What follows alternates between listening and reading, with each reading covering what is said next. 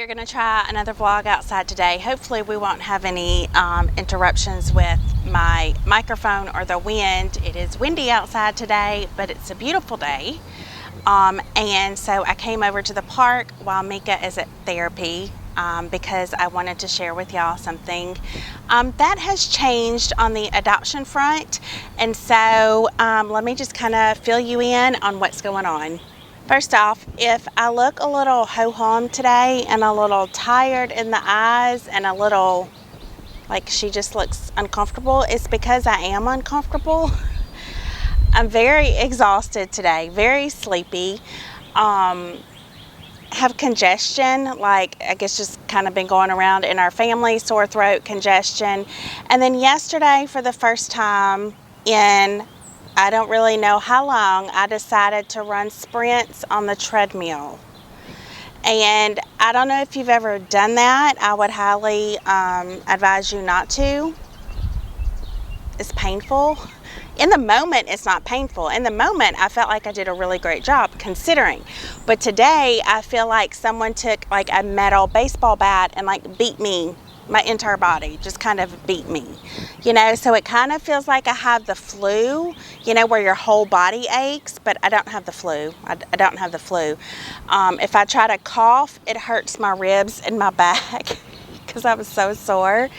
So if I look a little disgruntled today, it's because I feel a little disgruntled, but I'm here, and I'm going to share with you the exciting news. So welcome back. If you haven't subscribed to our channel, go ahead and do that now. We upload videos every Wednesday, and every once in a while, if we have something extra, we'll upload a video on Saturdays. But every Wednesday is what you can expect to see from our family as far as new videos for the most part. I have a history of like taking breaks here and there just because, you know, life gets in the way. But anyways, I'm glad to have you here. Just in case you're new here and you've never been to our channel, we are an adoptive family. We actually have brought home a little girl from the Philippines, Mika. We've brought home a little girl from China, Isabel. We started an adoption process back in May of 2020 when COVID hit, of a little girl in China. At the time she was 3 years old. Now she is almost 6 years old. And due to the pandemic, it kind of shut everything down. While China has remained quiet and has shut everything down 3 years later, and that includes adoptions. So we have been waiting for our little girl to come home. Her name is Lily Grace. That is the name that we will give her in conjunction with a middle name that is her Chinese given name as well. But anyway, so Lily Grace has been waiting on us. We have been waiting on her for 3 years now. And we also started an adoption process in Bulgaria while we're waiting for Lily to come home. And we are just kind of in the new phases of that. So literally for the past 3 years, adoption agencies and over 400 adoptive families have received like no news from China in regards to adoption. They will send out kind of a generic email every once in a while just stating that adoptions have not resumed. When they see fit, when they feel it's safe, they will resume adoptions. So silence for 3 years, literally silence. Well, this past January, meaning just a few months ago, January 2023, China lifted some of their COVID restrictions and started issuing visas again, which was really exciting for the country of China. Again, it meant nothing for adoptive families. And then in March of 2023, they even opened their parameters even more in accepting tourist visas and starting to issue new visas, which again is very exciting. Again, though, nothing has been addressed to adoptive families. So while it's news and a movement in the right direction, it has nothing to do with adoptive families, and we're just still waiting in frustration, as you can imagine. So literally last week, I think a day or two after my last video uploaded, we all got word from adoption agencies that they had been contacted from the CCCWA within China, which is like the adoption facilitator within China, finally received some news, and it was kind of exciting. But yeah, pretty much what they had told all the adoption agencies that prior to COVID shutting down adoptions and shutting down the world back in March of 2020, they now want all of the families that had travel approval, meaning they had completed all the steps of the adoption process. They were at the final step where they were fixing to get on an airplane and go bring their children home. But then COVID shut it down. They didn't get to do that. They want all of those families to start updating paperwork and start getting their documents updated. Sometimes things expire, such as immigration and home studies. And so the CCCWA there in China advised adoption agencies to have those families who had travel approval to start getting their paperwork and their documents updated, which was exciting. Now, they said nothing about when will adoptions resume. They didn't say, like, literally that was it. But we are so thrilled. Some of our best friends actually were pretty much at that point. And so they're like updating their immigration, their home study, and all of that kind of stuff. So exciting just to hear that they are, from what we understand now, they are going to allow adoptions to resume, and it's just honestly unbelievable. I mean, just to go 3 years of literally crickets, silence, just like what ifs, when is this going to happen, is it going to happen, and then to finally get some correspondence from China stating, okay, we're going to start moving on some paperwork, and it appears to start working towards getting families over there to bring their children home, because like I said a while ago, it's about over 400 families waiting. Now, I know what your next question is Ashley, did y'all have travel approval? No, we did not have travel approval, so that email didn't pertain to us directly, but obviously it did indirectly. We still had I guess you could say 3 steps within the adoption process to complete before we could travel. So we're like at the tail end of it, but we weren't at the very last step in the process. But anyways, we are going to start working on making sure all of our documents are updated, our immigration is updated. We do have to take care of that. We do have time to take care of that. But yeah, so exciting, I can't even believe it.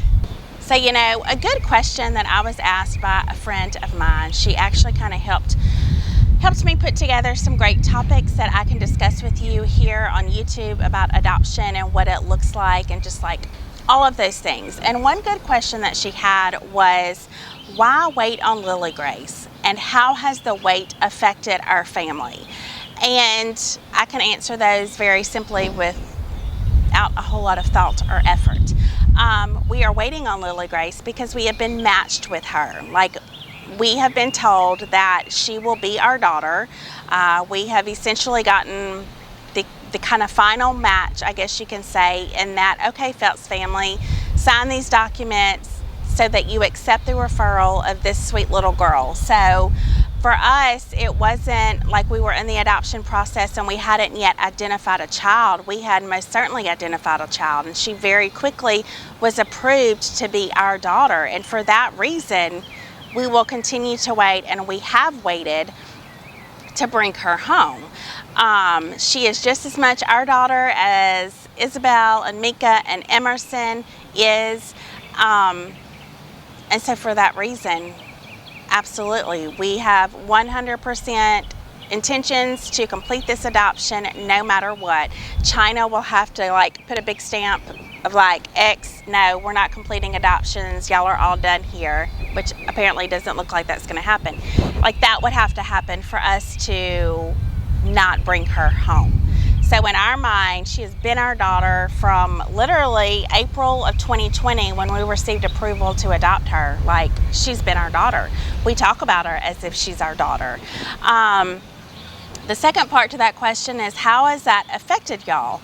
Well, obviously, it's challenging. It's something that is completely out of your control. And as a Christian who trust in the Lord and trust in His ways and in His timing, and as a Christian who has walked 2 adoption processes before this, I have seen God at work. Even when I don't feel like I've seen Him at work, I have seen how His timing is so much perfect and so much better than our timing. And I can see that I don't have the whole picture, and I can't possibly understand in fullness God's purpose and His will in bringing that little girl into our family. And so for that reason, I do feel like we've been pretty patient. We haven't really allowed ourselves to go into that deep, dark pit of, dear God, where are you? Why are you doing this to us? Why are you doing that to her? There's so many orphans that wait for families. What the hell is going on, God? There are moments of like, oh, I want to go there, but then I've seen enough and I've experienced enough of God's provision and His goodness and His ways and all of the things that I just can't go there. So I do feel like, yes, for the most part, we have been patient. And sometimes that patience comes because I don't allow myself to like think about her just a butt ton. You know what I'm saying?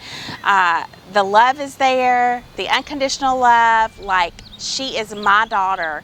But I do feel like I've kind of like, okay, I can't let myself get too emotional about this situation. I can't really go there. I've got to have to protect my feelings, my thought processes, and all of those things. And I think Stina's kind of the same way. It's like going there and getting frustrated with where things are at isn't going to solve anything. It's all out of our control. And for that reason, we're just like letting it be. And you know, another thing is when I'm answering that question of like, how is the weight affecting you? Oh, Stan and Ashley, I'm so sorry. I know you're heartbroken. I know you want her home. And people are well-meaning with those thoughts, right? Absolutely. They're just coming from a good place. But I honestly, they kind of like make me cringe a little bit, because at the end of the day, Stan and I have chosen adoption. And it's hard. It is hard. The adoption process, the paperwork trace, the fundraising of, $35,000 plus to fund an adoption. And then bringing them home and parenting a child from a hard place and possibly trauma and working through neglect and abandonment and medical issues. And my goodness, just parenting in general is hard. But it's a decision that we have chosen. And what breaks my heart and why I try not to complain or talk too much about how we're feeling through this adoption process is the fact that we've chosen this. Stan and I are not going without. We are okay. But those orphans are not. Those orphans did not choose to be orphaned. And that's what sucks. And that's why my heart hurts, is because those orphans didn't choose this life. They didn't choose the environment in which they live. They didn't choose the trauma. They didn't choose the abandonment. They didn't choose the malnourishment that maybe they're receiving. They didn't choose to be tied to a baby bed because they're too difficult for the nannies to take care of. They didn't choose any of this in life. And so when I talk about how it affects me,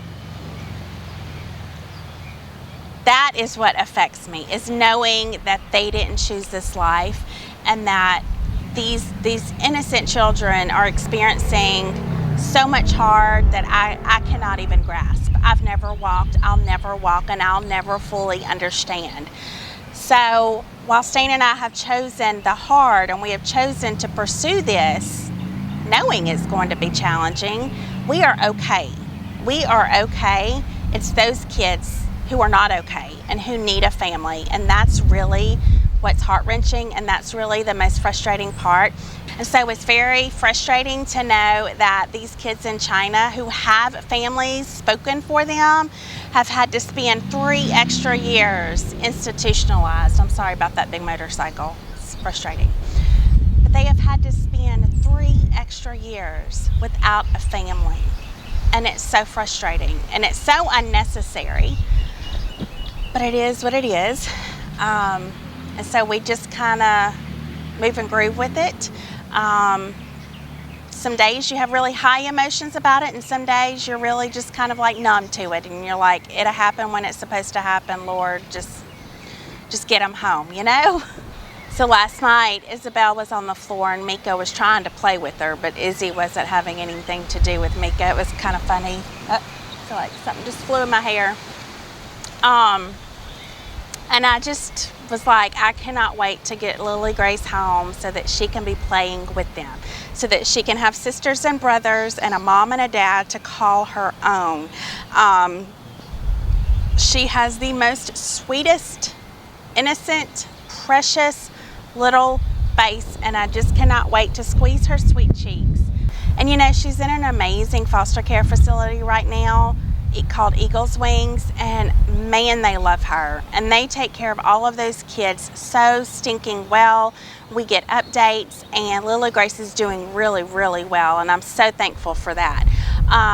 But even in a facility like that, as good as it is no place for a child.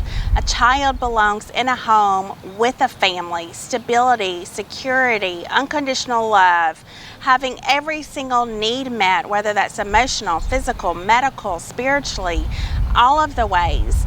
A child belongs in a family. And I just cannot wait to get her home and let her experience the true love and true support of what a family looks like, because I tell you what, she's going to be doted on, loved on, so big, and we just cannot wait for her to get home. So yeah, very exciting news. I wanted to share that with y'all. I wanted to share with y'all our thought processes on how we handle this and how we've handled it. I mean, we've talked about it a little bit before, but I thought that was a really good question to answer, and just to kind of give you inside perspective on how we've handled this very long 3-year wait. And at the end of the day, we're okay. We just want that little girl home with us. We just want her home. So that is what's happening, y'all. It is time for me to go get Mika from therapy. I feel like I talked really fast, but hopefully y'all get where I'm coming from. On the next vlog, I know y'all are probably dying to see Isabel and Mika and the boys, and to really know what's going on in our day-to-day life aside from adoption. So I think on the next vlog, I'm gonna take you a day in the life. I haven't done one of those in a long time, and we'll just catch you up on like our day-to-day life in the Phelps family household.